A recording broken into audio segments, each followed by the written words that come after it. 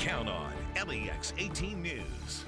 Tonight, lawmakers return to the U.S. Capitol to finish their business after getting run out by an angry mob of pro-Trump supporters. The state Senate will not be intimidated. We will not be kept out of this chamber by thugs, mobs, or threats.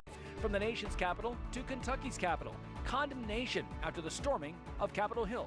We have seen domestic terrorists, and that's what they are, storm our U.S. Capitol, something that we would have thought unimaginable. President Trump remaining silent tonight, his Twitter account locked, his top aides resigning, and his political future in doubt. Enough is enough is enough. LEX 18 News at 11 starts now.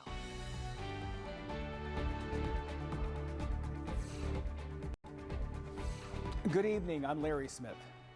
And I'm Nancy Cox. Thank you for joining us at 11. A mob supporting President Trump stormed the U.S. Capitol today, clashing with police and disrupting the constitutional process to confirm President-elect Joe Biden's win.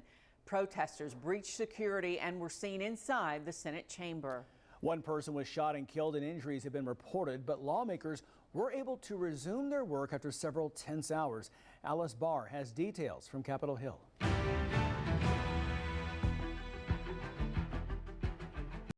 The nation's capital on lockdown tonight, under curfew, hours after the U.S. Capitol and democracy itself came under siege.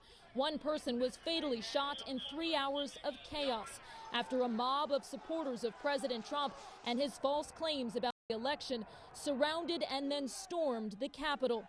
The drama unfolded this afternoon as lawmakers had just begun the traditional process of counting electoral votes, confirming Joe Biden's victory as the next president. Vice President Mike Pence and members of the House and Senate forced to take cover as rioters rushed past heavily armed officers, in many cases virtually unchallenged.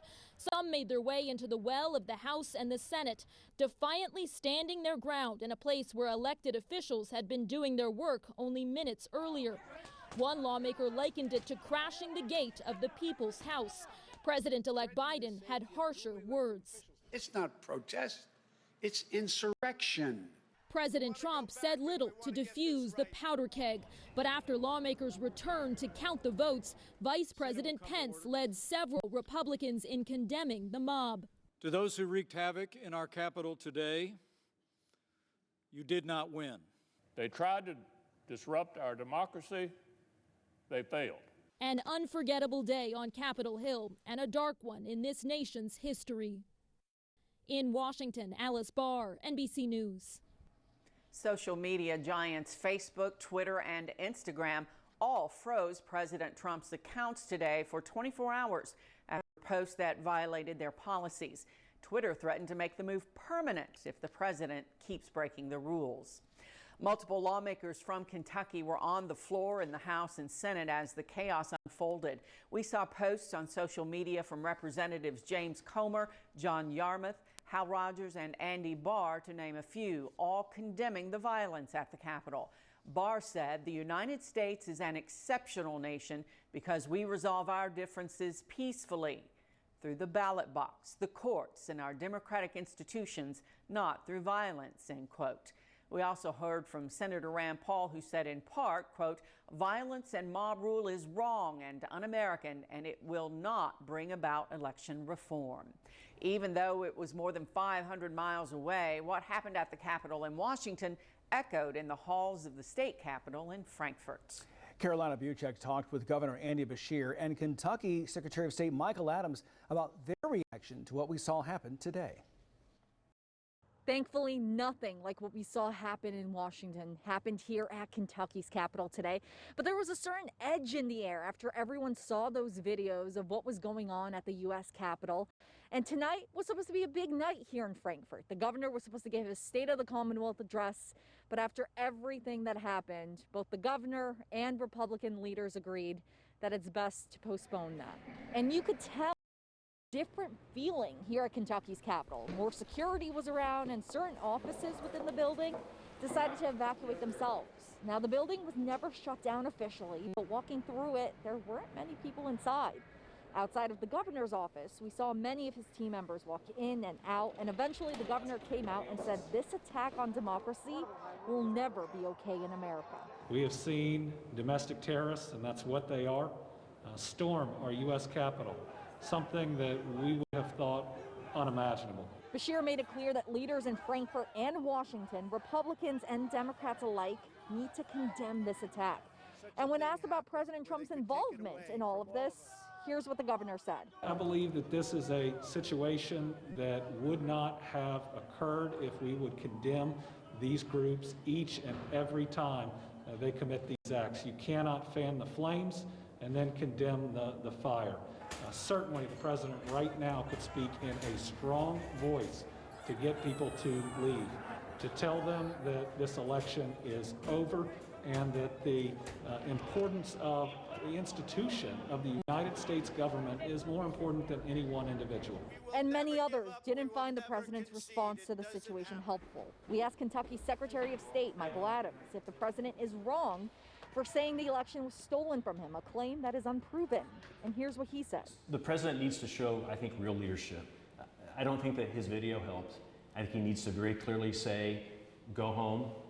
You made a mistake. This is not acceptable in America. I think he needs to show a lot more leadership than he's shown. But is he wrong? I think he's wrong in terms of there being some sort of mass conspiracy to steal the election, yeah. Adams, the chief elections official in Kentucky, said he's disturbed by the situation at the U.S. Capitol.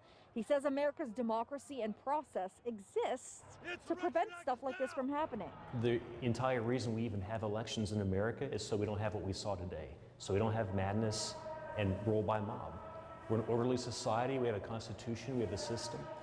That's more important than any one candidate or any one election is that system and preserving it. And today we've done a bad job of that. So both the governor and the Secretary of State say it's important to condemn this attack for the sake of our democracy. In Frankfurt, Carolina Butrack, WLEX 18 News. Kentucky lawmakers have spoken out against the actions of those extremists who stormed the Capitol this afternoon. WLEX 18's Catherine Collins shares the reactions of both Republicans and Democrats. Legislators here in Frankfurt tell me they were in committee when they first heard about the storming of the Capitol in Washington, D.C. Both Republicans and Democrats are condemning what happened. It's deplorable. There is never an excuse to incite violence.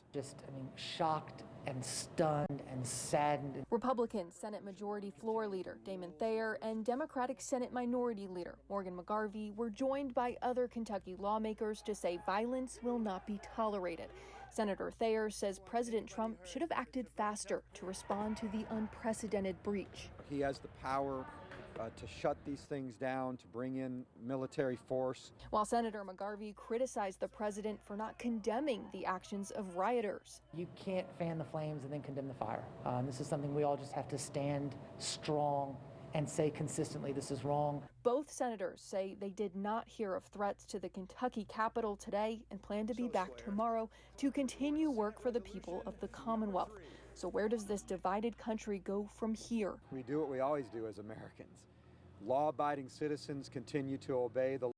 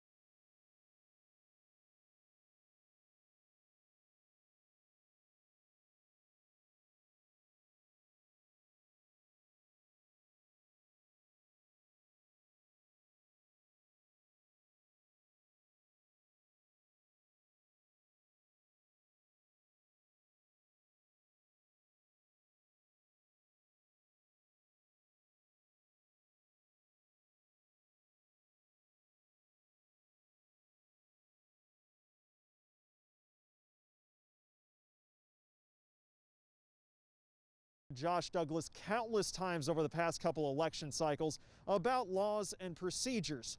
He's a student of history who was also watching closely today from Lexington as the unprecedented events unfolded in D.C. more than 500 miles away from here. A day which should have been routine, which should have been, normal, no one besides, crazy election law professors like me pay attention to January 6th and the counting of the Electoral College votes. But on this day, the world was watching as the meeting was interrupted by protesters crashing into the Capitol and Congress was evacuated. Douglas called this a sad day for democracy. He puts the blame for what happened squarely on President Donald Trump and on lawmakers who've been protesting the election results for the past 2 months. We see the results of a president who refuses to accept that he lost an election, of various senators and members of the House who make up lies and conspiracy theories about phantom voter fraud to try to justify an election that they lost. And, President Trump asked for this and he got what he asked for, and it's really sad. There have been closer elections than 2020, but Douglas points out that in all prior presidential contests, the loser did concede. They stood by one of the core tenets of American democracy, that the losers accept defeat, accept a peaceful transfer of power, and go on to fight in the next election. And Donald Trump had told us for months, if not years, that he wouldn't do that. And we're seeing the unfortunate consequences of that today in the Capitol. Douglas says that he hopes in the near future there is some meaningful voting rights reform that is discussed and passed. But he says what happened today, January 6th, is not just a law problem, it's a politics problem. In Lexington, Conroy DeLuche, LEX 18 News. Well, before we go to the break, we want to give you a live look at Washington, D.C. As you can see, authorities are out on Pennsylvania Avenue enforcing that curfew that the D.C. Mayor Miriam Bowser issued when the riot started, beginning at 6 p.m. and goes until 6 a.m., not just in D.C., but also across the river in Alexandria and Arlington, Virginia as well. We'll be right back after this. Count on LEX 18 News. I'm Larry Smith in Lexington, where the concern here is the freezing rain and what it may be doing to the roads. It's very slick and icy everywhere you go. We'll check on the roads and the conditions if you need to get outside tonight. This is Mike Valenti in cold Corbin, where we're tracking ice, slush, sleet, freezing rain, you name it. A live look at road conditions in Jessamine County.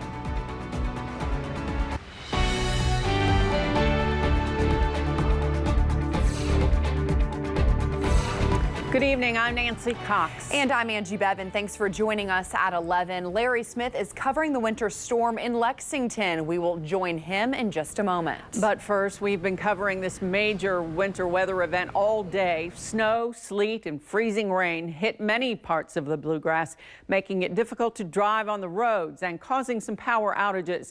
Let's go straight to Chief Meteorologist Bill Meck with how things are looking right now. What was interesting for a little while tonight was the fact that if you were standing outside in some places, wait 5 minutes, your weather could have completely changed. Wait 5 more minutes, it could have changed back again. We were seeing a change back and forth between snow and freezing rain in Lexington and a lot of other places as well. On our live WeatherBug camera from Keeneland, you can see the drops on the lens here. So we've had some freezing rain out there again, but also now the generous covering of snow and sleet. It came down hard for a while. We are looking at the ice storm and freezing rain advisories going on across the south. We've pulled the southern counties out at this point. The winter storm warnings continue for a lot of folks, and really a lot of these numbers are getting close to verification, and a lot of places have verified already. The ice storm across southeastern Kentucky has been pretty extensive. We're going to show you some of the damage reports coming up in the main weather segment. In the area that includes Lexington, we are forecasting 2 to 5 inches of snow and sleet. That extended back to Lawrenceburg. Just heard from Sean Wilson, our storm tracker out there. He's got 4 inches, 3 of it was snow. Most of that fell tonight, but we've also mixed the freezing rain. It's crunchy, it's hard, it's a mess.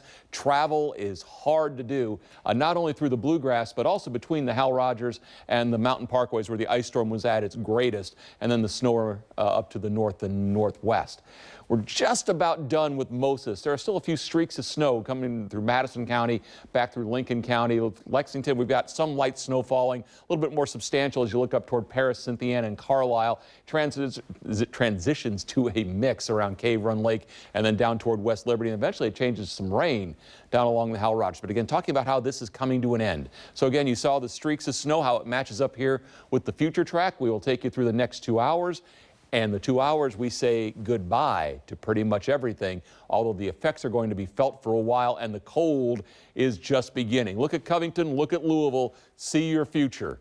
We're talking temperatures right now, so for many of us in the 20s to around 30, but it is going to get cold tonight.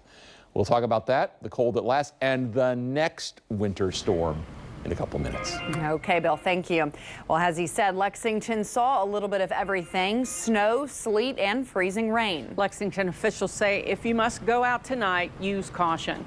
We'll now go to Larry Smith live near Lexington Green on Nicholasville Road with a live look at current road conditions.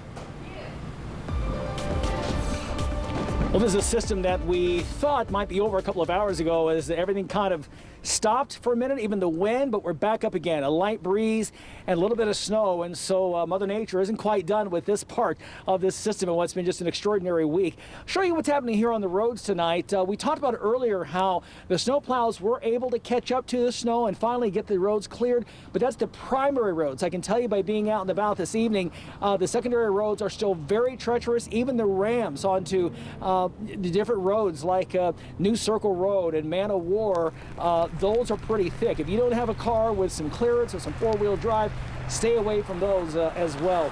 It's very icy out here right now. What was snow earlier and the sleet that was coming in all afternoon is now hardened tonight as we hit down into the teens, and that'll make things very slippery, not just here on the sidewalks, but on the roads as well. And that's the way it looks right now here in Lexington. Now, my colleague Mike Valente has spent the past 30 hours or so down south on I-75, and he's had his own set of troubles down there.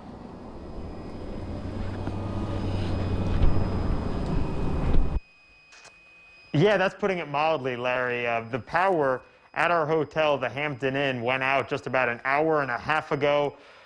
Fortunately, the good people at the Hampton Inn allowed us to film this live shot here. This is certainly a hotel stay we will not forget for some time. About 144,000 customers across the Commonwealth are out of power right now. Thousands are in Eastern Kentucky, southeastern Kentucky. We looked at the Jackson Energy outage map a little bit ago. There's about 23,000 customers in about 6 counties, including Clay, Estill, Laurel, in the dark tonight. Now, Kentucky utilities are trying to get the power back at this hotel. We don't have numbers specifically for KU, but we do know there are about 25 rooms booked here tonight, many of which were booked last minute because of the treacherous situation outside. I'm just going to show you what we're seeing right now.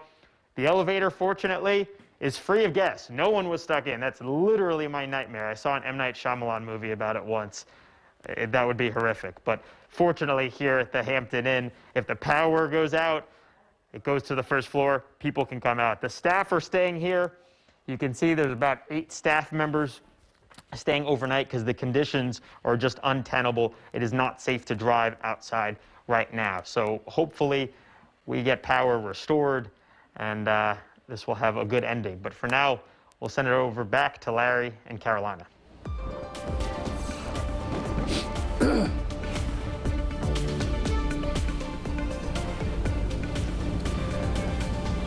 Okay, Mike. Well, Carolina Butrek joins me now, and you've been out here since about noon working this story, the weather side.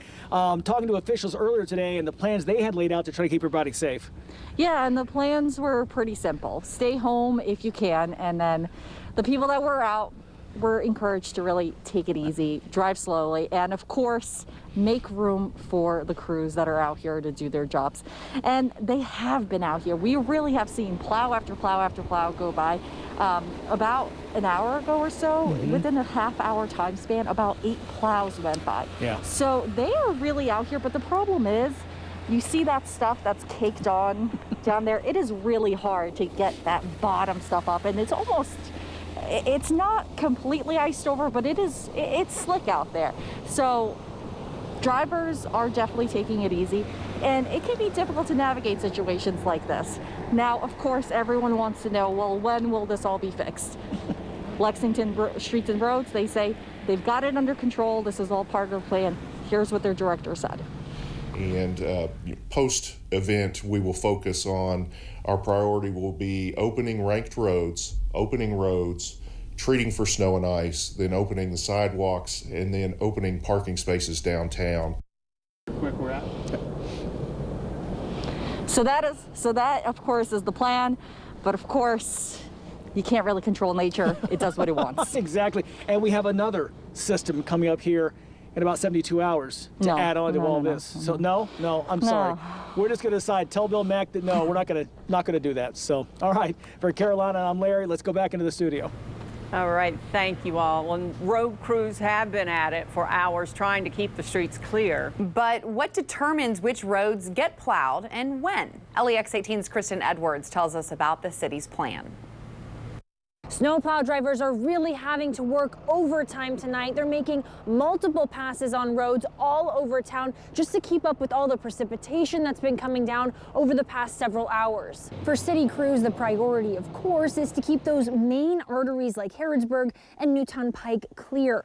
But the city does have a plan for more than just those roads. It also considers side streets and neighborhood roads too. In this map, you'll see all the roads the city takes care of. Ranked streets, which are those with a designated color, are supposed to be cleared within 24 hours of the end of a snow event.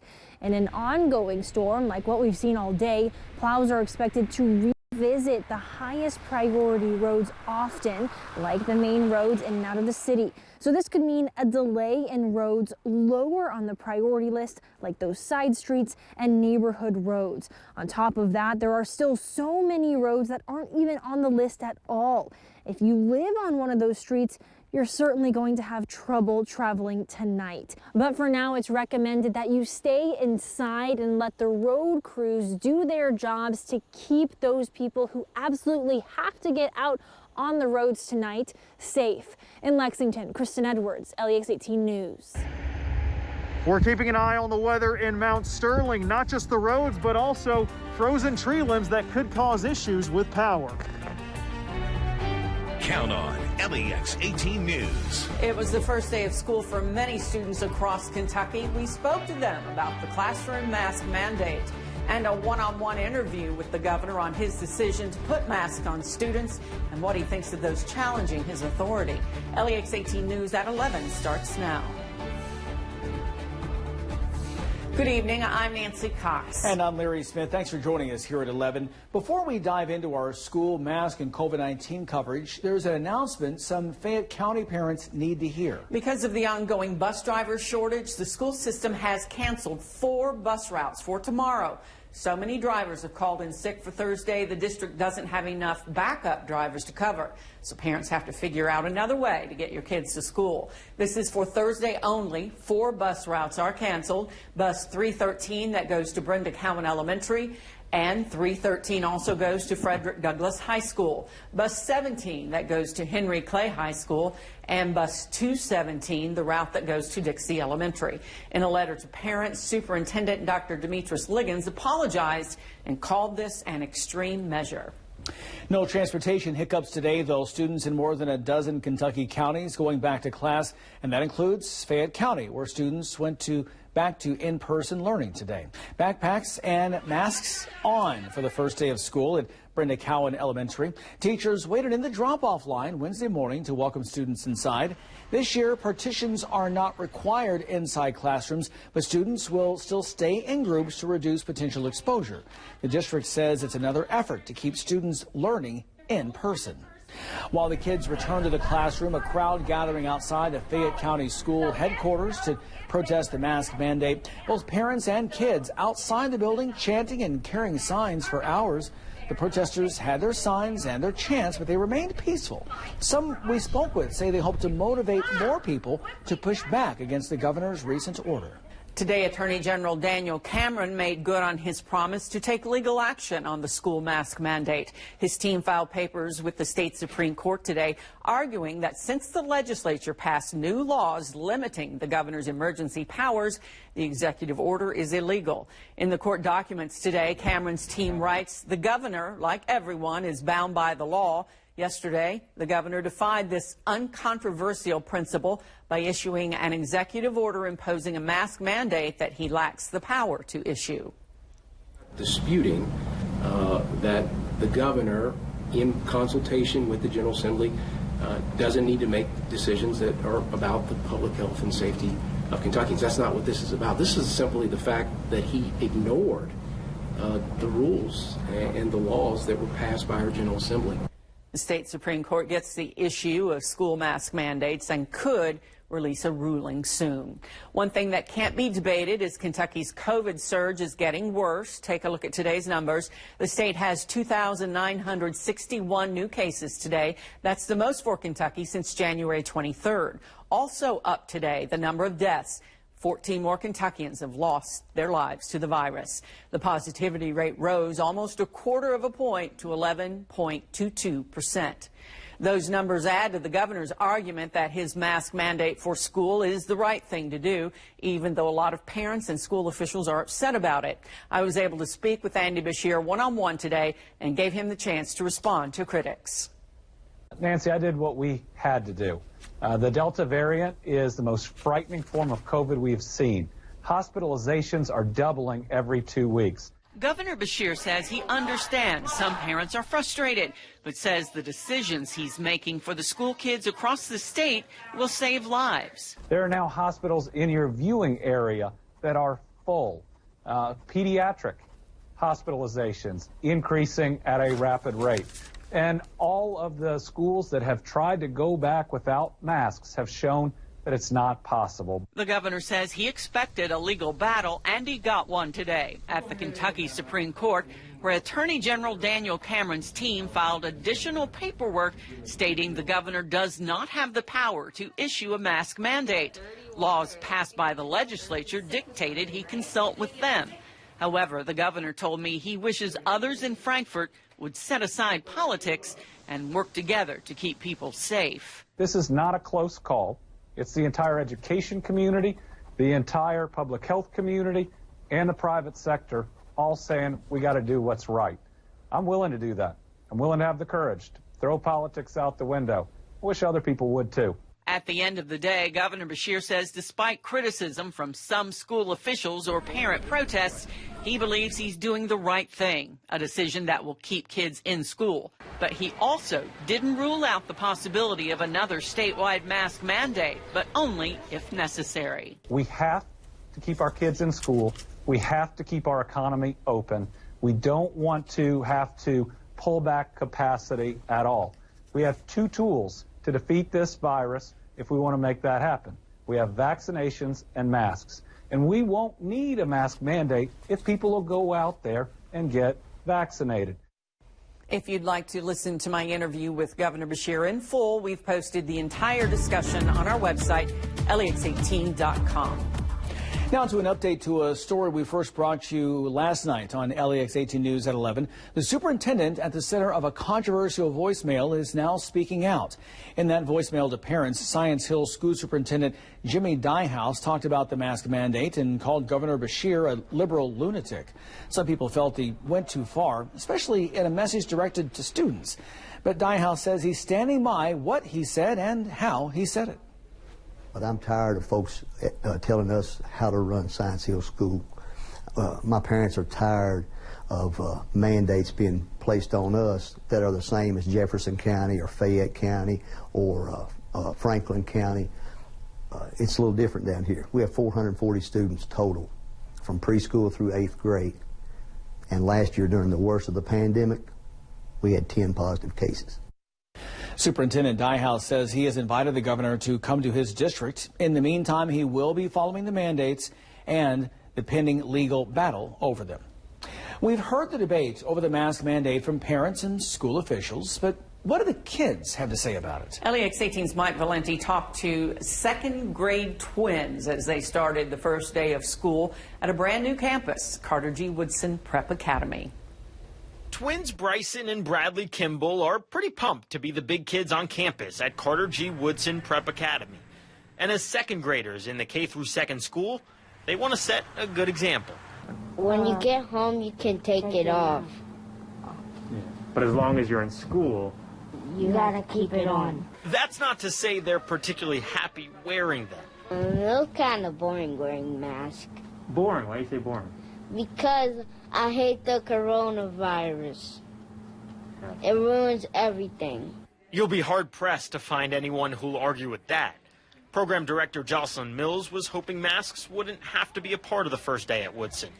But in recent months, she could see the writing on the wall. I will be very honest. I saw some things this summer as a school leader that made me concerned about our ability to get children back into school. But here they are, about 115 scholars, as they're called, back in the classroom wearing masks and not putting up much of a fuss about them. I don't see my mask as a punishment to me, or I see it more as a gift to you. So we kind of take that approach with the scholar, that we are simply just keeping each other safe. Mills concedes there may be some communication issues that arise from having to wear the masks, and she understands if parents have concerns about that.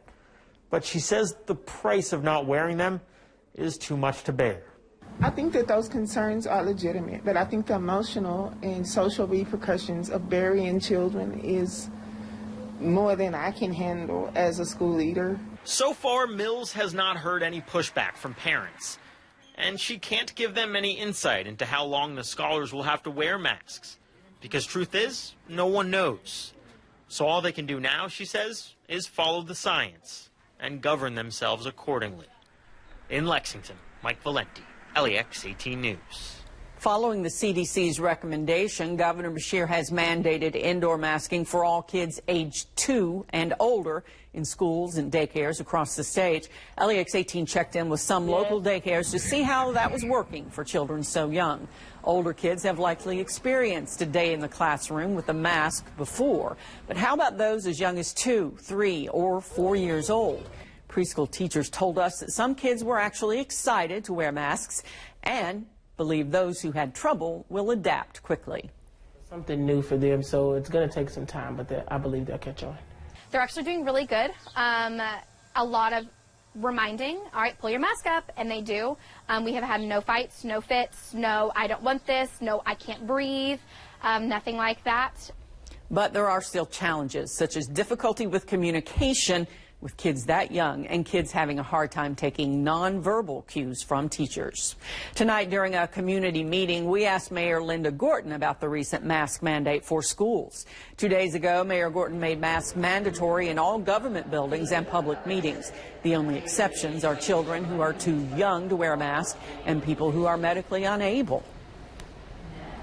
Because we know that this new Delta variant, which is not new anymore because there's another variant coming along, is very contagious. And we also know that there are many people who still have yet to get vaccinated. So we're doing our best to do what's the right thing, following CDC guidelines, following Dr. Humbaugh here in Fayette County, our Commissioner of Health, so that we are providing the safest atmosphere we can for people. People with compromised immune systems may soon be able to receive a COVID-19 booster shot. Two sources familiar with the plan have told NBC News that the FDA is expected to amend the emergency use authorizations for the Pfizer and Moderna vaccines to allow such patients to receive a third dose. The move is expected to occur as early as tomorrow. According to the CDC, roughly 2.7% of adults in the U.S. are immunocompromised, and this includes cancer patients, organ transplant recipients, and those with HIV. However, it's unclear which groups would be covered under the expected action. The CDC Vaccine Advisory Group is scheduled to meet Friday to discuss the issue, but they cannot vote to officially recommend boosters until the FDA takes regulatory action. Meanwhile, the University of Kentucky has been selected as a site for a new nationwide trial studying the efficacy of a Johnson & Johnson booster shot. They're now looking for participants to enroll in the study. Lead investigator Dr. Richard Greenberg says the phase 2 trial looks to discover the efficacy of giving the J&J vaccine as a booster shot and what side effects, if any, may arise from that. UK only accepting participants from the public who received both shots of the Pfizer vaccine at least 6 months ago. They are not accepting people who have contracted COVID-19 in the past or anyone who is immunocompromised. Their health has to be stable for the last 12 weeks with no significant change in their medications. About 660 participants will be accepted into the nationwide study. During the trial, participants will be given a randomized dose of the J&J vaccine to help determine which concentration level is a best fit to help in the fight against the coronavirus. There will be no placebos used in the study. We have a link to where you can go to enroll in this vaccine trial on our website, LEX18.com. Ladies and gentlemen, boys and girls, it is August in Kentucky. What can you expect? Heat and humidity. We'll talk about that in a couple of minutes.